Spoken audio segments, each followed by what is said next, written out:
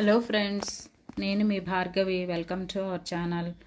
ఈవేళ మన వీడియోలో ఈజీగా వెన్న ఎలా చేసుకోవాలి, దాని నుంచి నెయ్యి ఎలా తయారు చేసుకోవాలి అనేది చూద్దామండి.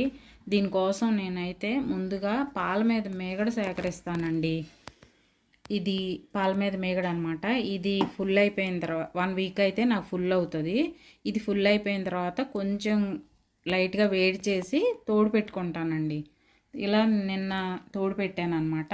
నిన్న పగలు తోడు పెట్టేసి రాత్రి ఫ్రిడ్జ్లో పెట్టేశాను. ఇప్పుడు బయటికి తీసాను అనమాట. దీని నుంచి మనం ఎలా ఈజీగా వెన్న ఎలా చేసుకోవాలనేది చూద్దాం. ఇప్పుడు దీనికోసం మనం ఇదిగోండి ఇలాంటి మజ్జిగ చేసేది ఉంటుంది కదా, ఇదైనా తీసుకోవచ్చు, లేకపోతే గరిటైనా పర్వాలేదండి. లేదు మేము మిక్సీలో వేసుకుంటామన్నా వేసుకోవచ్చు.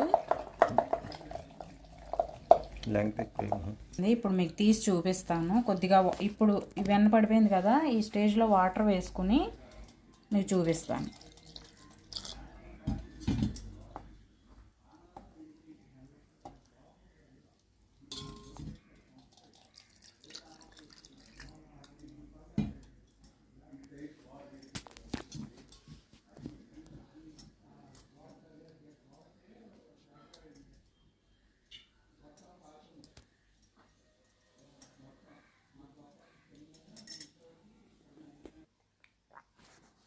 ఇదిగోండి, ఇది కొంచెం నీళ్ళల్లో వేసేస్తే దీంట్లో ఏమన్నా తరకలు మజ్జిగ లాంటి ఏమన్నా వేస్టేజ్ ఏమన్నా ఉంటే ఆ నీళ్ళల్లోకి వెళ్ళిపోతాయి. తర్వాత మనం ఒక మందపాటి పాత్రలో వేసుకుని కాసుకుందాం. మళ్ళీ ఒకసారి దీంట్లో నీళ్లు పోస్తున్నానండి. 1-2 సార్లు కడుక్కుంటే వెన్నలో ఉన్న తరకలన్నీ పోయి అడుగున గోదావరిలాగా వస్తుంది కదండి. ఆ వేస్టేజ్ అంతా రాకుండా నెయ్యి బాగుంటుంది. అందుకని నేను 1-2 సార్లు ఆ తరకంతా కడిగేస్తున్నాను. అదిగోండి ఇలా ఇగో వస్తున్నాయి చూసారా బయటికి.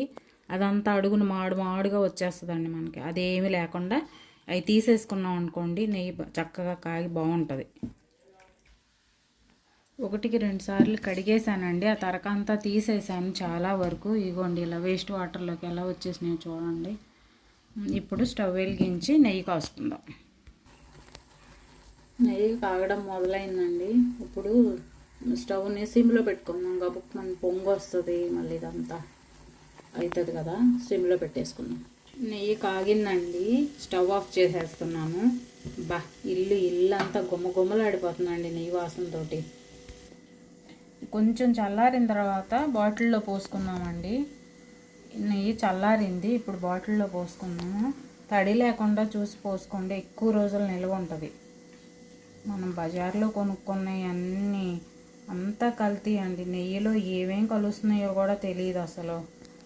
మనం చంటి పిల్లలకి పెట్టాలన్నా ఏదైనా భయంగానే ఉంది బయట కొనుక్కున్న నెయ్యితో. ఇదైతే స్వచ్ఛమైన నెయ్యి, చక్కగా ఆలోచించకుండా పిల్లలకు పెట్టుకోవచ్చు.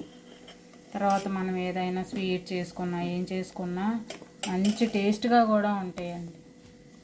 ఇదిగోండి మన స్వచ్ఛమైన నెయ్యి. Thank you friends.